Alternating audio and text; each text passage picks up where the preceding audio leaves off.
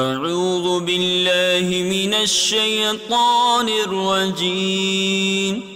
بسم الله الرحمن الرحيم. ربما يود الذين كفروا لو كانوا مسلمين ذرهم يأكلوا ويتمتعوا ويلههم الأمل فسوف يعلمون. وما أهلكنا من قرية إلا ولها كتاب معلوم ما تسبق من أمة أجلها وما يستأخرون. وقالوا يا أيها الذي نزل عليه الذكر إنك لمجنون لو ما تأتينا بالملائكة إن كنت من الصادقين. ما ننزل الملائكة إلا بالحق وما كانوا إذا منظرين. إنا نحن نزلنا الذكر وإنا له لحافظون. ولقد أرسلنا من قبلك في شيع الأولين وما يأتيهم من رسول إلا كانوا به يستهزئون. كذلك نسلكه في قلوب المجرمين لا يؤمنون به وقد خلت سنة الأولين. ولو فتحنا عليهم بابا من السماء فظلوا فيه يعرجون لقالوا إنما سكرت أبصارنا بل نحن قوم مسحورون. ولقد جعلنا في السماء بروجا وزيناها للناظرين وحفظناها من كل شيطان رجيم إلا من استرق السمع فأتبعه شهاب مبين. والأرض مددناها وألقينا فيها رواسي وأنبتنا فيها من كل شيء موزون. وجعلنا لكم فيها معايش ومن لستم له برازقين. وإن من شيء إلا عندنا خزائنه وما ننزله إلا بقدر معلوم. وأرسلنا الرياح لواقح فأنزلنا من السماء ماء فأسقيناكموه وما أنتم له بخازنين. وإنا لنحن نحيي ونميت ونحن الوارثون. ولقد علمنا المستقدمين منكم ولقد علمنا المستأخرين. وإن ربك هو يحشرهم إنه حكيم عليم. ولقد خلقنا الإنسان من صلصال من حمأ مسنون. والجان خلقناه من قبل من نار السموم. وإذ قال ربك للملائكة إني خالق بشرا من صلصال من حمأ مسنون فإذا سويته ونفخت فيه من روحي فقعوا له ساجدين فسجد الملائكة كلهم أجمعون إلا إبليس أبى أن يكون مع الساجدين قال يا إبليس ما لك ألا تكون مع الساجدين قال لم أكن لأسجد لبشر خلقته من صلصال من حمأ مسنون قال فاخرج منها فإنك رجيم وإن عليك اللعنة إلى يوم الدين قال رب فأنظرني إلى يوم يبعثون قال فإنك من المنظرين إلى يوم الوقت المعلوم قال رب بما أغويتني لأزينن لهم في الأرض ولأغوينهم أجمعين إلا عبادك منهم المخلصين قال هذا صراط علي مستقيم إن عبادي ليس لك عليهم سلطان إلا من اتبعك من الغاوين وإن جهنم لموعدهم أجمعين لها 7 أبواب لكل باب منهم جزء مقسوم إن المتقين في جنات وعيون ادخلوها بسلام آمنين ونزعنا ما في صدورهم من غل إخوانا على سرر متقابلين لا يمسهم فيها نصب وما هم منها بمخرجين نبئ عبادي أني أنا الغفور الرحيم وأن عذابي هو العذاب الأليم ونبئهم عن ضيف إبراهيم إذ دخلوا عليه فقالوا سلاما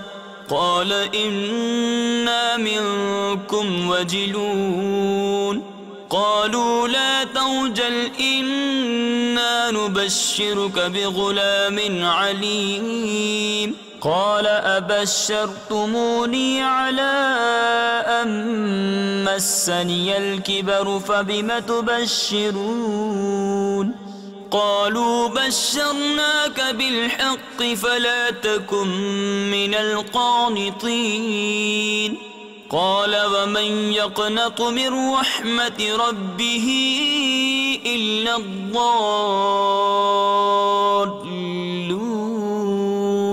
قال فما خطبكم أيها المرسلون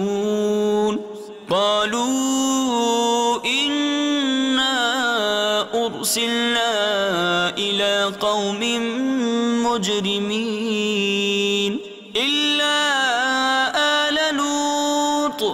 إنا لمنجوهم أجمعين إلا امرأته قدرنا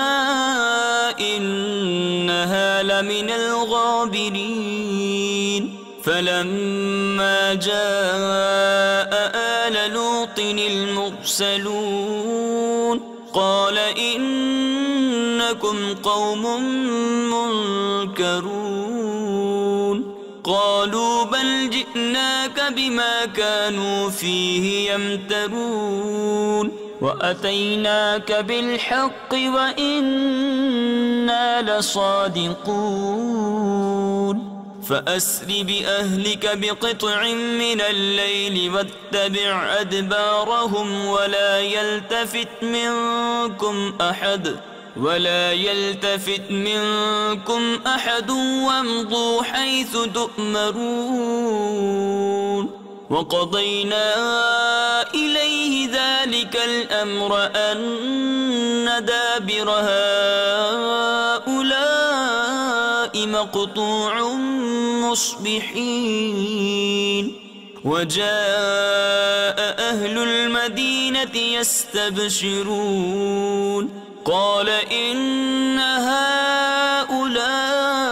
ضيفي فلا تفضحون واتقوا الله ولا تخزون قالوا أولم ننهك عن العالمين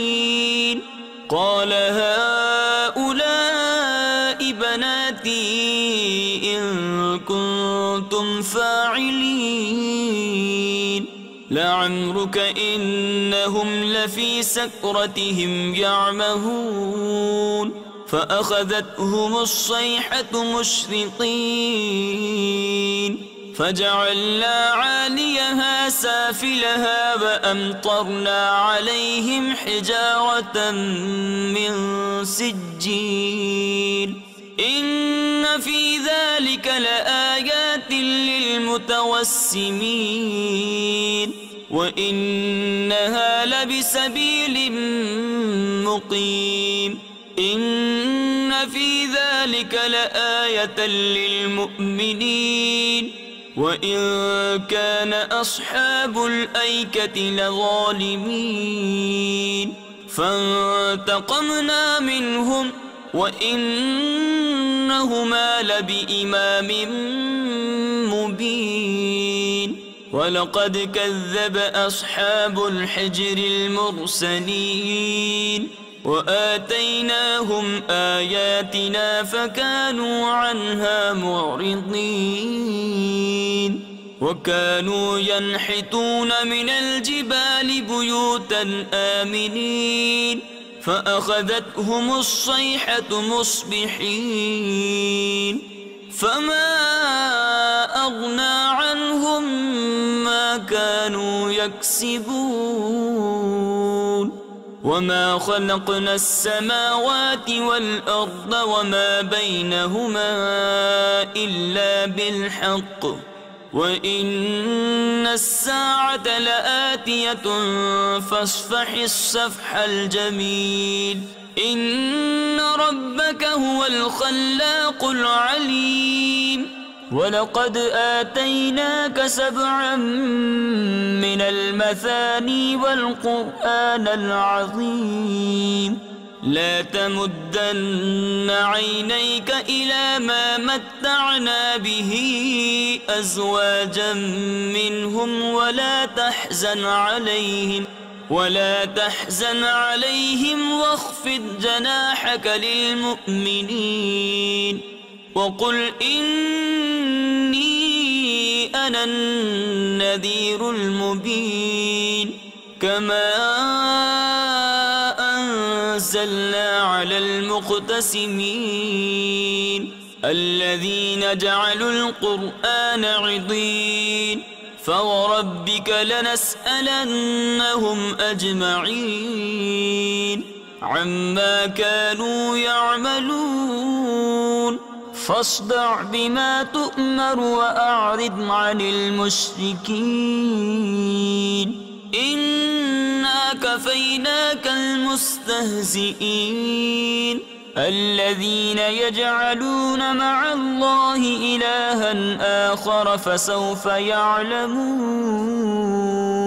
ولقد نعلم أنك يضيق صدرك بما يقولون فسبح بحمد ربك وكن من الساجدين واعبد ربك حتى يأتيك اليقين بسم الله الرحمن الرحيم أتى أمر الله فلا تستعجلوه سبحانه وتعالى عما يشركون ينزل الملائكة بالروح من أمره على من يشاء من عباده ينزل الملائكة بالروح من أمره على من يشاء من عباده أن أنذروا أنه لا إله إلا أنا فاتقون خلق السماوات والأرض بالحق تعالى عما يشركون خلق الإنسان من نطفة فإذا هو خصيم مبين والأنعام خلقها لكم فيها دفء ومنافع ومنها تأكلون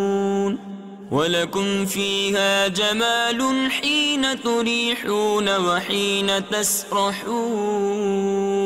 وتحمل أثقالكم إلى بلد لم تكونوا بالغيه إلا بشق الأنفس إن ربكم لرؤوف رحيم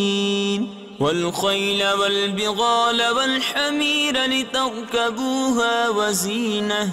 ويخلق ما لا تعلمون وعلى الله قصد السبيل ومنها جائر ولو شاء لهداكم أجمعين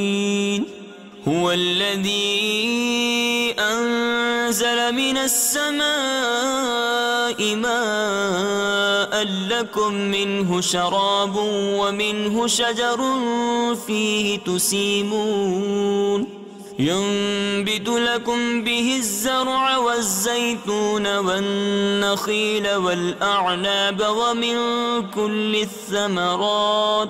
إن في ذلك لآية لقوم يتفكرون وسخر لكم الليل والنهار والشمس والقمر والنجوم مسخرات بأمره إن في ذلك لآيات لقوم يعقلون وما ذرأ لكم في الأرض مختلفا ألوانه إن في ذلك لآية لقوم يذكرون وهو الذي سخر البحر لتأكلوا منه لحما طريا وتستخرجوا منه حلية تلبسونها وترى الفلك مواخر فيه ولتبتغوا من فضله ولعلكم تشكرون وألقى في الأرض رواسي أن تميد بكم وأنهارا وسبلا لعلكم تهتدون وعلامات وبالنجم هم يهتدون أفمن يخلق كمن لا يخلق أفلا تذكرون وإن تعدوا نعمة الله لا تحصوها إن الله لغفور رحيم والله يعلم ما تسرون وما تعلنون والذين يدعون من دون الله لا يخلقون شيئا وهم يخلقون أموات غير أحياء وما يشعرون أيان يبعثون إلهكم إله واحد فالذين لا يؤمنون بالآخرة قلوبهم منكرة وهم مستكبرون لا جرم أن الله يعلم ما يسرون وما يعلنون إنه لا يحب المستكبرين وإذا قيل لهم ماذا أنزل ربكم قالوا أساطير الأولين ليحملوا أوزارهم كاملة يوم القيامة ومن أوزار الذين يضلونهم بغير علم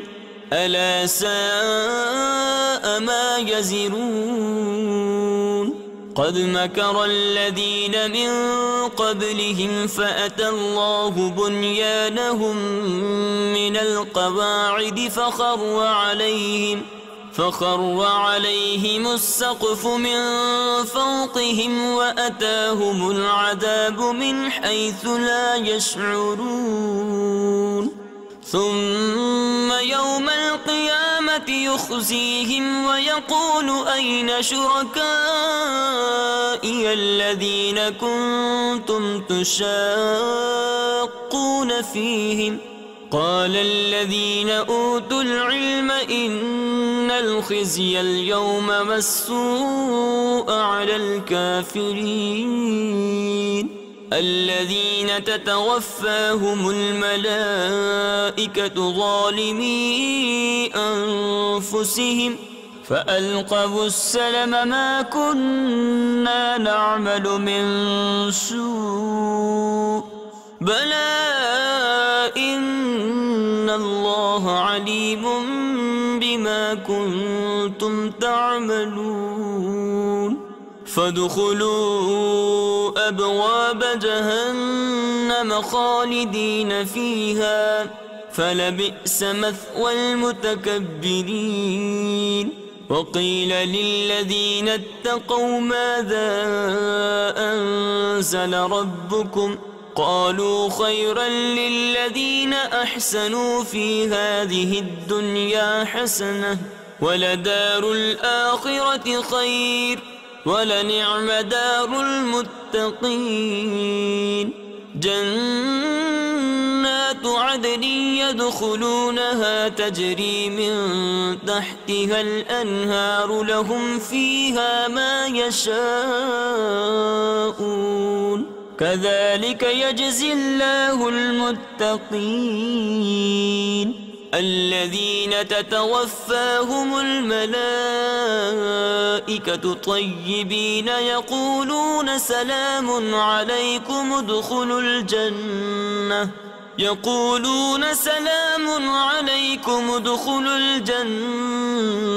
بما كنتم تعملون هل ينظرون إلا أن تأتيهم الملائكة أو يأتي أمر ربك كذلك فعل الذين من قبلهم وما ظلمهم الله ولكن كانوا أنفسهم يظلمون فأصابهم سيئات ما عملوا وحاق بهم ما كانوا به يستهزئون وقال الذين أشركوا لو شاء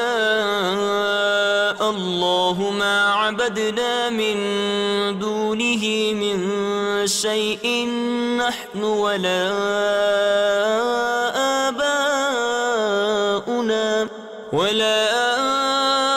آباؤنا ولا حرمنا من دونه من شيء كذلك فعل الذين من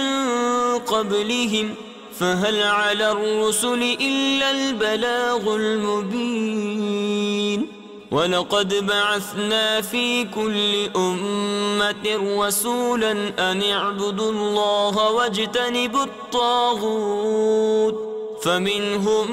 من هدى الله ومنهم من حقت عليه الضلالة فسيروا في الأرض فانظروا كيف كان عاقبة المكذبين إن تحرص على هداهم فإن الله لا يهدي من يضل وما لهم من ناصرين وأقسموا بالله جهد أيمانهم لا يبعث الله من يموت بلى وعدا عليه حقا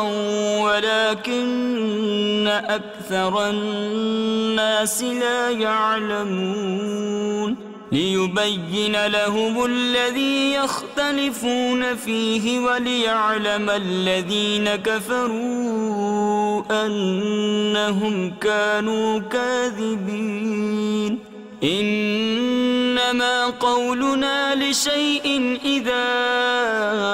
أردناه أن نقول له كن فيكون والذين هاجروا في الله من بعد ما ظلموا لنبوئنهم في الدنيا حسنة ولأجر الآخرة أكبر لو كانوا يعلمون الذين صبروا وعلى ربهم يتوكلون وما أرسلنا من قبلك إلا رجالا نوحي إليهم فاسألوا أهل الذكر إن كنتم لا تعلمون بالبينات والزبر وأنزلنا إليك الذكر لتبين للناس ما نزل إليهم ولعلهم يتفكرون أفأمن الذين مكروا السيئات أن يخسف الله بهم الأرض أو يأتيهم العذاب من حيث لا يشعرون أو يأخذهم في تقلبهم فما هم بمعجزين أو يأخذهم على تخوف فإن ربكم لرؤوف رحيم أولم يروا إلى ما خلق الله من شيء يتفيأ ظلاله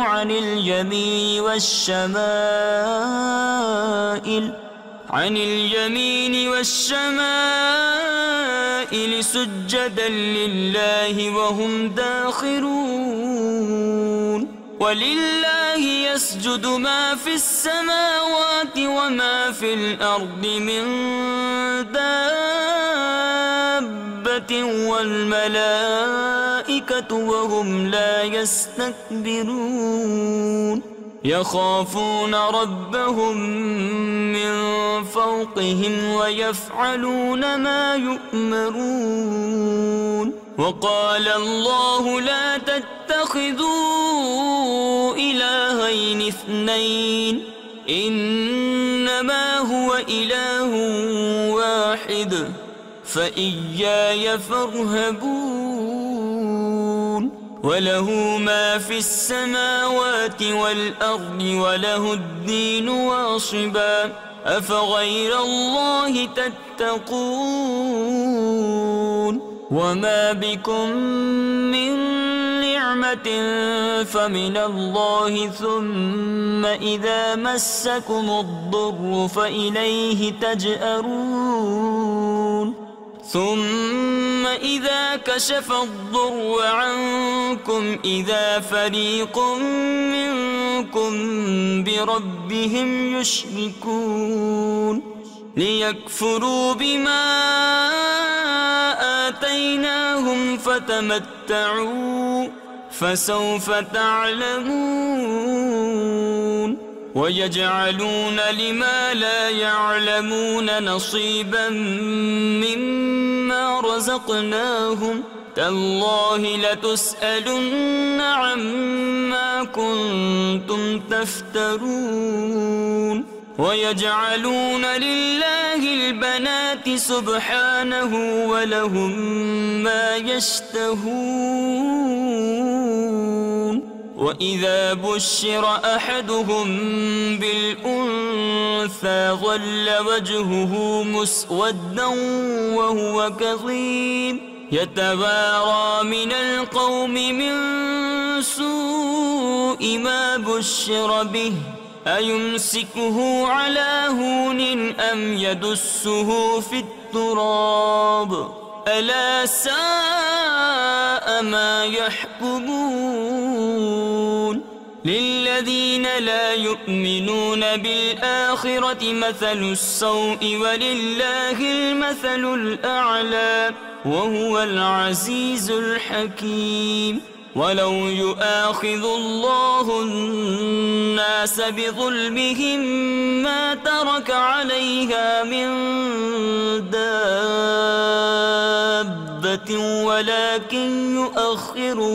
ولكن يؤخرهم إلى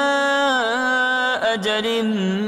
مسمى فإذا جاء أجلهم لا يستأخرون ساعة ولا يستقدمون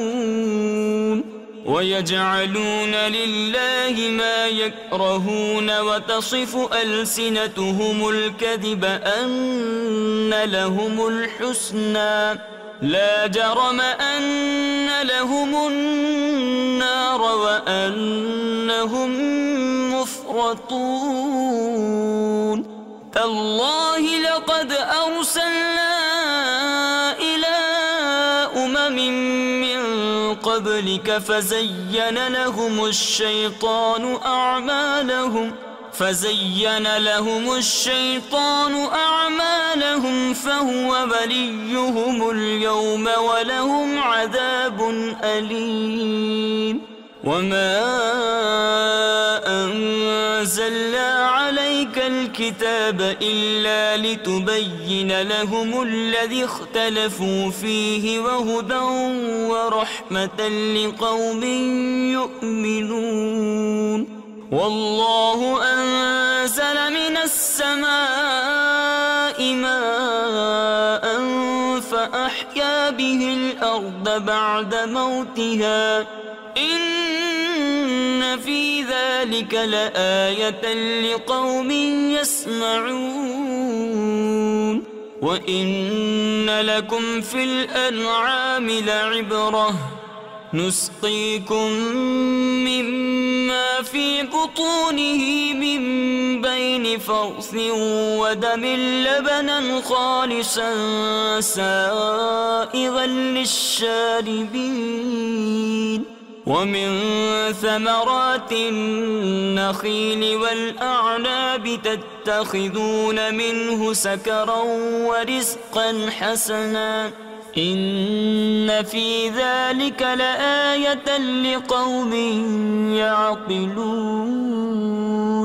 وأوحى ربك إلى النحل أن اتخذي من الجبال بيوتا ومن الشجر ومما يعرشون ثم كلي من كل الثمرات فاسلكي سبل ربك ذللا يخرج من بطونها شراب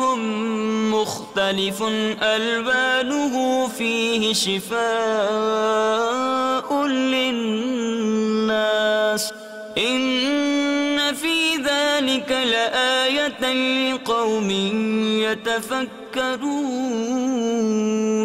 والله خلقكم ثم يتوفاكم ومنكم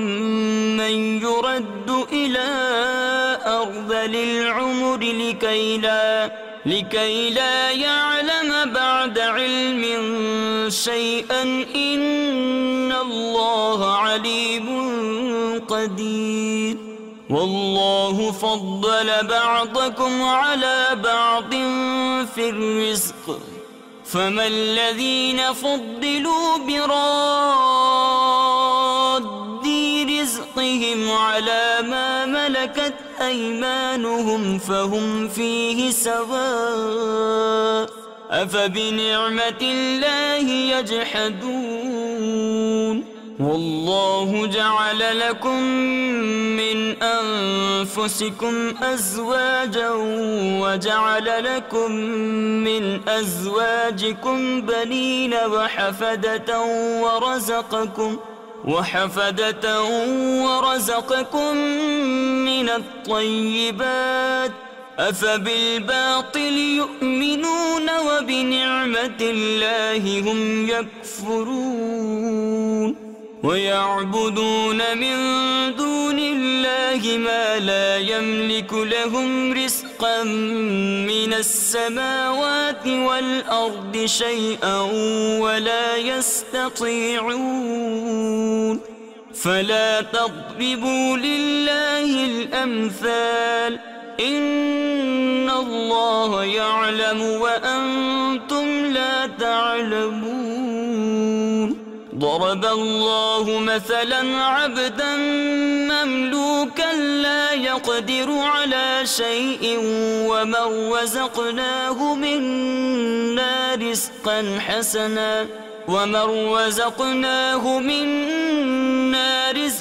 حسنا فهو ينفق منه سرا وجهرا هل يستوون الحمد لله بل أكثرهم لا يعلمون وضرب الله مثلا رجلين أحدهما أبكم لا يقدر على شيء وهو كل على مولاه أينما يوجهه لا يأتي بخير هل يستوي هو ومن يأمر بالعدل وهو على صراط مستقيم ولله غيب السماوات والأرض وما أمر الساعة إلا كلمح البصر أو هو أقرب إن الله على كل شيء قدير والله أخرجكم من بطون أمهاتكم لا تعلمون شيئا وجعل لكم السمع والأبصار والأفئدة لعلكم تشكرون ألم يروا إلى الطير مسخرات في جو السماء ما يمسكهن إلا الله إن في ذلك لآيات لقوم يؤمنون والله جعل لكم من بيوتكم سكنا وجعل لكم من جلود الأنعام بيوتا تستخفونها يوم ظعنكم ويوم إقامتكم ومن أصوافها وأوبادها وأشعارها أثاثا ومتاعا إلى حين والله جعل لكم مما خلق ظلالا وجعل لكم من الجبال أكنانا وجعل لكم سرابيل تقيكم الحر وسرابيل تقيكم بأسكم كذلك يتم نعمته عليكم لعلكم تسلمون فإن تولوا فإنما عليك البلاغ المبين يعرفون نعمة الله ثم ينكرونها وأكثرهم الكافرون ويوم نبعث من كل أمة شهيدا ثم لا يؤذن للذين كفروا ولا هم يستعتبون وإذا رأى الذين ظلموا العذاب فلا يخفف عنهم ولا هم ينظرون وإذا رأى الذين أشركوا شركاءهم قالوا ربنا هؤلاء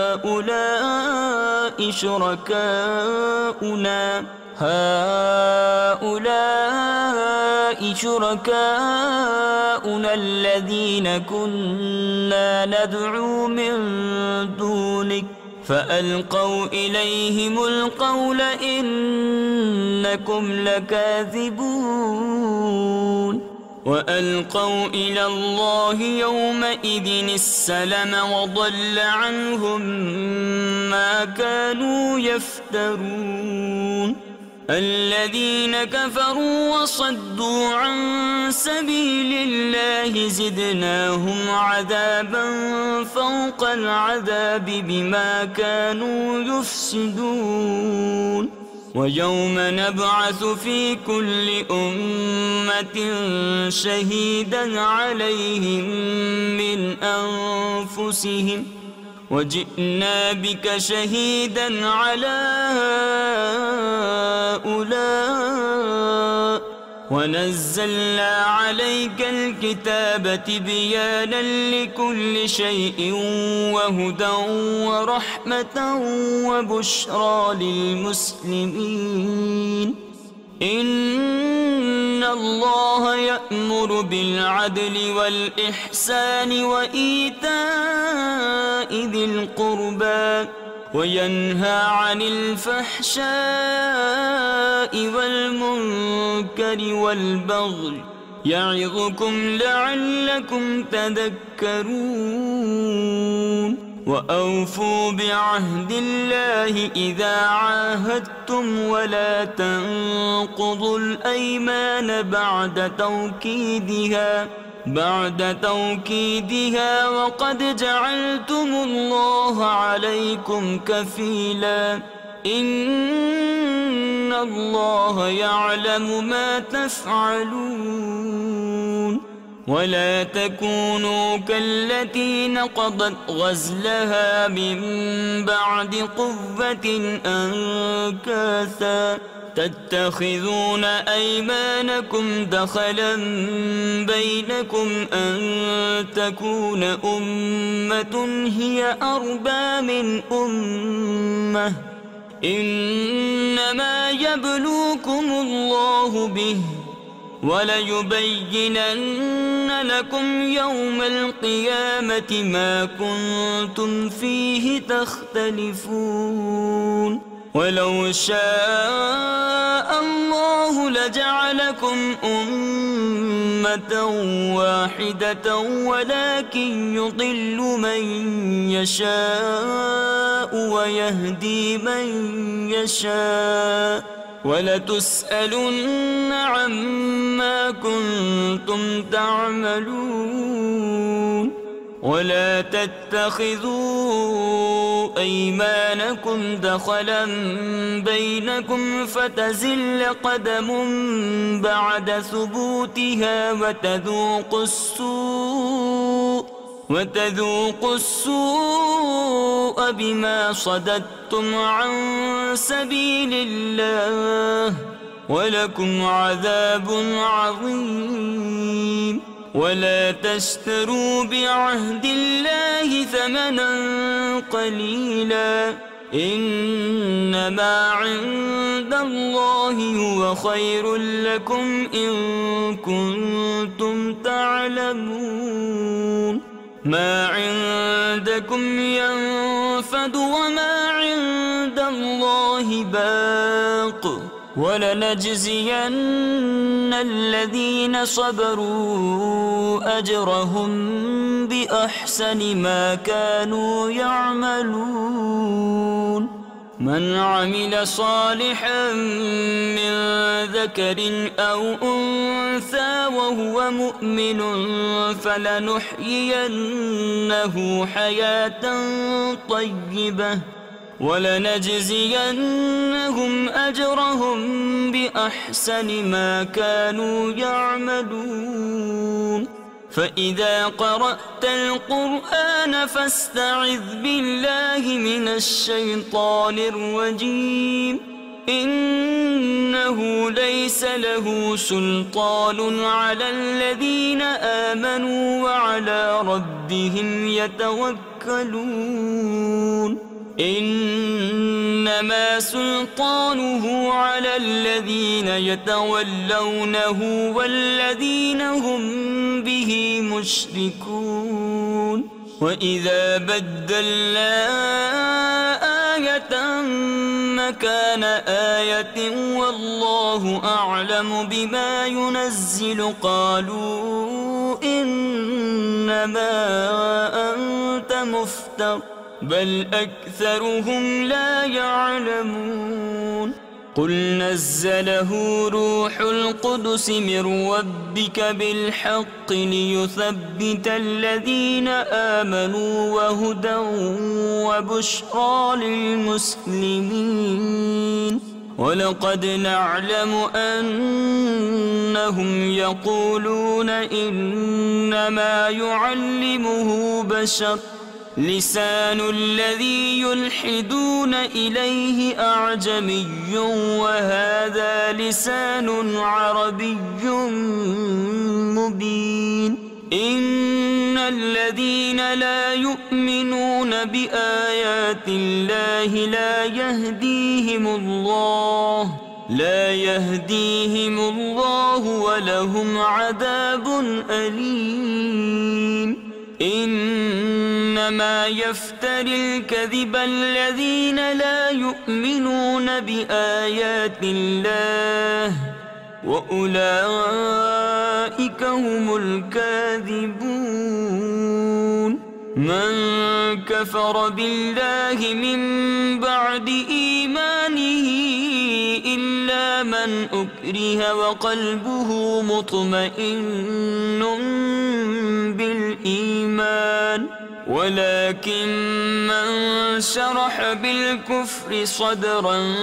فعليهم غضب من الله ولهم عذاب عظيم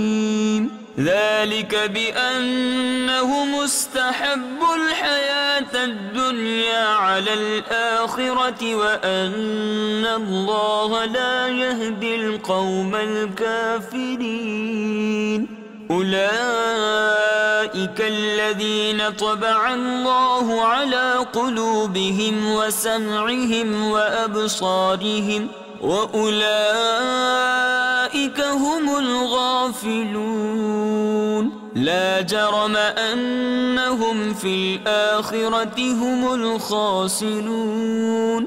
ثم إن ربك للذين هاجروا من بعد ما فتنوا ثم جاهدوا وصبروا إن ربك من بعدها لغفور رحيم يوم تأتي كل نفس تجادل عن نفسها وتوفى كل نفس ما عملت وهم لا يظلمون وضرب الله مثلا قرية كانت آمنة مطمئنة يأتيها رزقها رغدا من كل مكان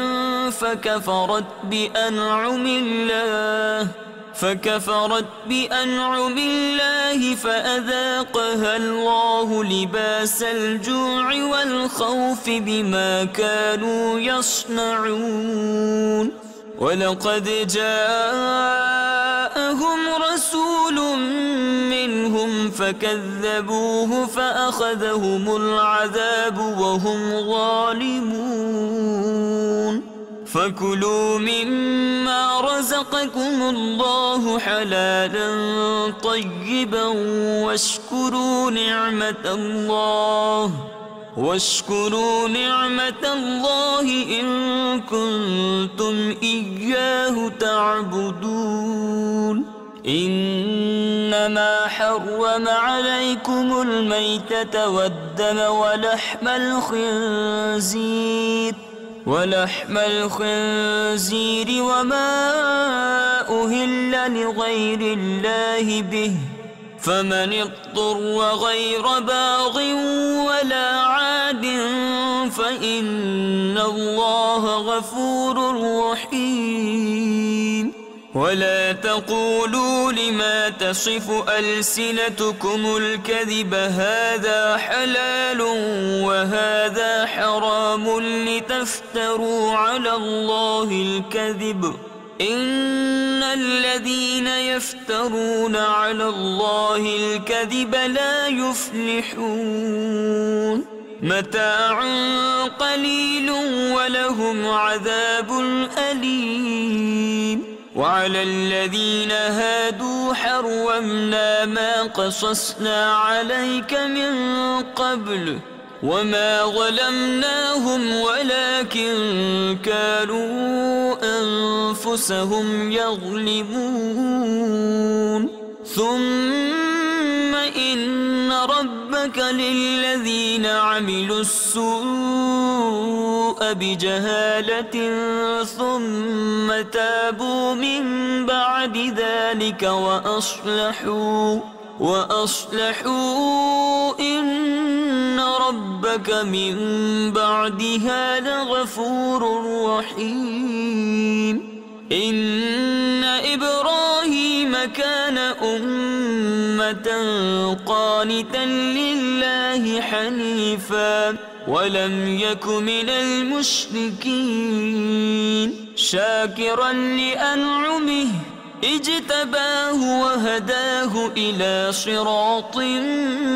مستقيم وآتيناه في الدنيا حسنة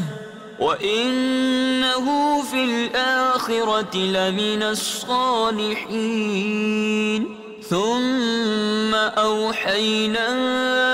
إليك أن اتبع ملة إبراهيم حنيفا وما كان من المشركين إنما جعل السبت على الذين اختلفوا فيه وإن ربك ليحكم بينهم يوم القيامة فيما كانوا فيه يختلفون ادع إلى سبيل ربك بالحكمة والموعظة الحسنة وجادلهم بالتي هي أحسن إن ربك هو أعلم بمن ضل عن سبيله وهو أعلم بالمهتدين وإن عاقبتم فعاقبوا بمثل ما عوقبتم به ولئن صبرتم لهو خير للصابرين واصبر وما صبرك إلا بالله ولا تحزن عليهم ولا تك في ضيق مما يمكرون إن الله مع الذين اتقوا والذين هم محسنون